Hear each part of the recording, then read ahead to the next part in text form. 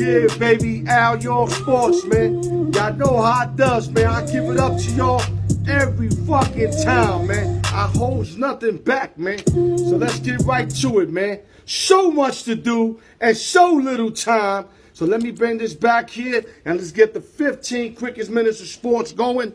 But you know I got to give them shout-outs out. Let me give the shout-outs out. Shout out to the East Coast, West Coast, Midwest, Los Angeles, Las Vegas, Cali, New York City, Chi-Town, the D, and LES to the motherfucking death.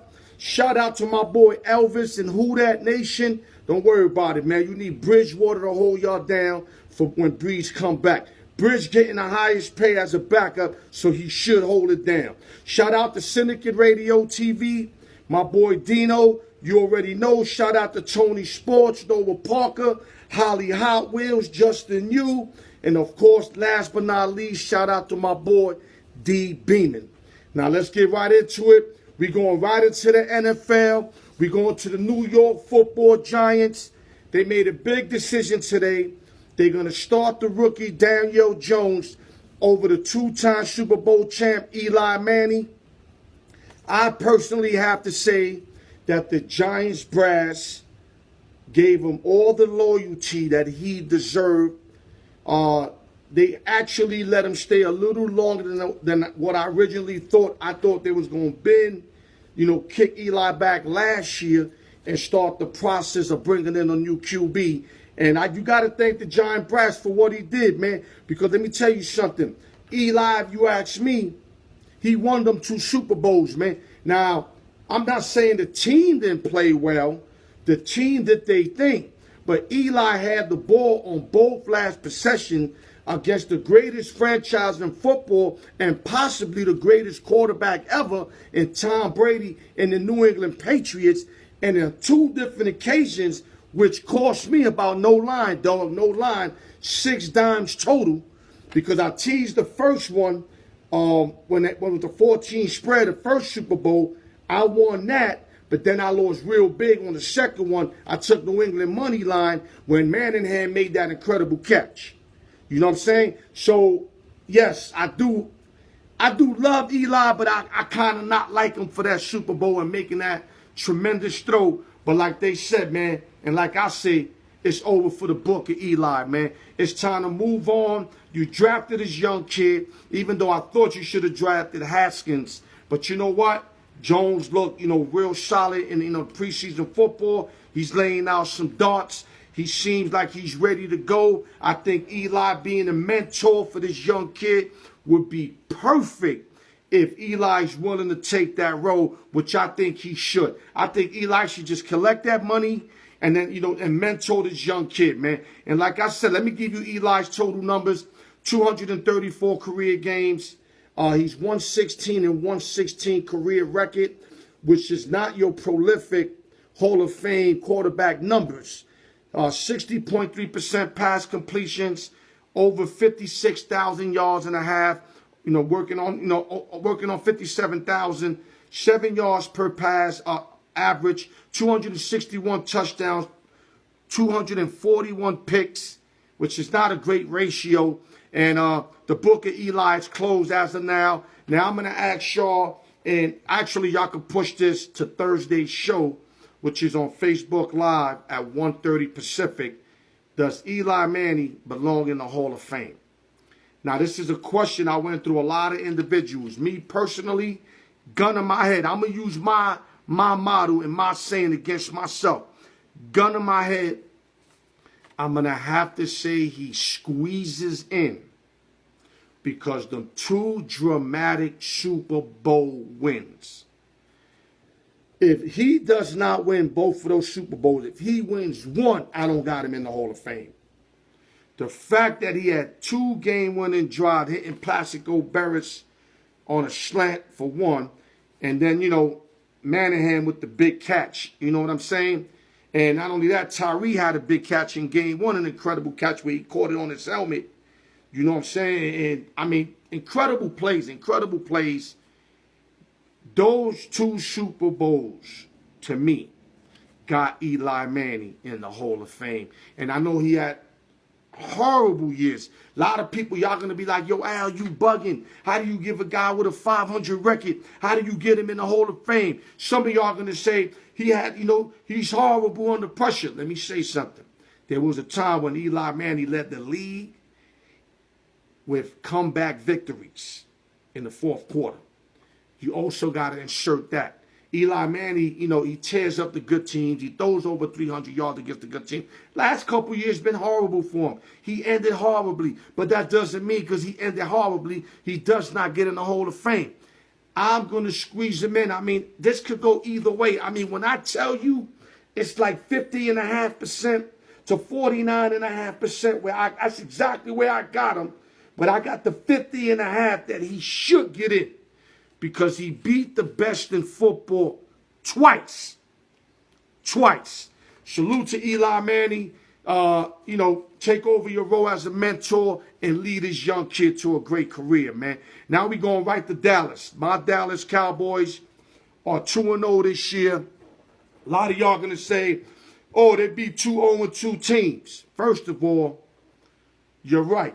Second of all, Washington play hella good at Philadelphia and then, sold out in the second half. And in this game, they tried to come back. It was kind of the opposite. Washington Redskins are a decent ball club. They're not real good, but they're decent. Cowboys always have trouble winning at Washington. Cowboys always have trouble with the Giants, and they wiped both of them out, one by 10 points, one by like 17 or 18 points, which was the Giants 35-17, which is about 18 points. So we won 2 games convincingly. The new triplets of Dak Prescott, Ezekiel Elliott, Amari Cooper. Dak Prescott for the season is 51 for 62 for 674 yards, 82.3 completion rate, 7 touchdowns, 1 pick, 93.1 QBR. Dak Prescott's having an MVP season, but of course Brady and Patrick Mahomes also having big 2 games, first 2 games of the season. Ezekiel Elliott's kind of starting slow, 36 rushes, 164 yards as expected, 4.6 per carry, 2 touchdowns, and then he's got 3 receptions for 19 yards. I expected Zeke to start him slow, but the fact that he's in there keeps the defenses on point. If there ain't no Zeke in there, Dak doesn't have these numbers. And Amari Cooper in 2 games got 10 receptions for 150 yards, averaging 15 per catch. And you got to understand that they got Gallup and they got my boy over there that they just picked up, Randall Cobb, and Jason Witten, who are eating up a lot of touches. And Amari Cooper got 2 touchdowns. So these are the new triplets. Salute to the Dallas Cowboys, 2-0. We have a whole unit, man. We got defense, offensive line, defensive line. We got cover people. We got running back, receivers. And like I said, all Dak Prescott's got to do is control the game. He doesn't have to do nothing spectacular. He's not Aaron Rodgers. He don't have to act like Aaron Rodgers. And he's definitely not Tom Brady. All he got to do is play within the system. Kellen Moore's doing a terrific job from Boise State as the offensive coordinator. Salute to the Cowboys. Salute to Kellen Moore, and salute to the Joneses. I can't forget the Joneses. Now let me move on. Another football news. 2 big injuries. 15 quickest minutes of sports. Big Ben out for the season. Huge for the Steelers. Now they can start their rebuilding, and they're going to use Rudolph from the Oklahoma State Cowboys, who actually could wing it. If Big Ben could take him over, I think Rudolph could do special things, but they're only going to be competitive. They're not going to win anything. But, to be competitive, that's the Steelers. If you're the Steelers, you always got to be competitive. You can't be getting blown the fuck out like what happened on opening night. And let me give you Ben Roethlisberger's numbers, 218 career games. He's having Tommy John surgery. He should be back. Me knowing him, he will be back. But in case he don't, let me give his career numbers. 218 games, 144, 71 and 1, 64 completion rate, 56,000 yards plus, just like Eli, 7.8 average per completion, 363 touchdown, 91 picks. Salute to Ben Roethlisberger, a future Hall of Famer. Salute, Big Ben. And last but not least, Drew Brees is going to be out 6 to 8 weeks. Tore ligament in the thumb. Very huge for the New Orleans Saints, who actually need Brees, because Bridgewater's a very good quarterback. But like me and my man was talking the other day, Brees got this gift up when he's behind the helm. He knows how to just let it go quick. And, you know, Bridgewater not be able to play, not being sharp, looked like he was holding the ball too long. And eventually he'll pick up the pace, but he ain't no Drew Brees. And the New Orleans Saints is not stacked like the Cowboys, where they could win in multiple different ways. New Orleans Saints has to win with Drew Brees, or they ain't going nowhere. And that's what's going to happen. Unfortunately, hopefully if Bridgewater can hold the bridge down, meaning if he can go, let's say 3-3, 4-3, and then New Orleans in great shape with Drew Brees coming back. But if Bridgewater sinks up the ship where they go 1-5, 1-6, the Saints are dead, and this might be Drew Brees' last year. Real fast, MLB playoffs. Let me give the wild card updates in the American League. The two last spots, Oakland slid up to the first place. Now the Rays are underneath them. If it finished today, the Rays will go at Oakland for the wild card game. The Rays are 1 game behind, and the Indians are a game and a half behind the Rays for the last spot. I'm still thinking the Indians are going to creep in, and the Rays are going to lose that, making the wild card. That's just my opinion. Now in the National League, the Nationals are half a game up on the Cubs. If it finished today, the Cubs will go at Nats. But unfortunately, it's not finishing today. So the Cubs are half a game on the Nats. You know, they both got the last spot. Milwaukee's 1 game from the Cubs from the actual last spot. Phillies are 5. Mets are 5.5. D-backs are 5.5. I told y'all, man, don't be too happy for the Mets. I feel bad for the Mets fans because the Mets kept teasing them and kept acting like they was going to get them in the playoff. And I told y'all, y'all know y'all can't front. I've been telling y'all that the Mets were not going to make the playoff.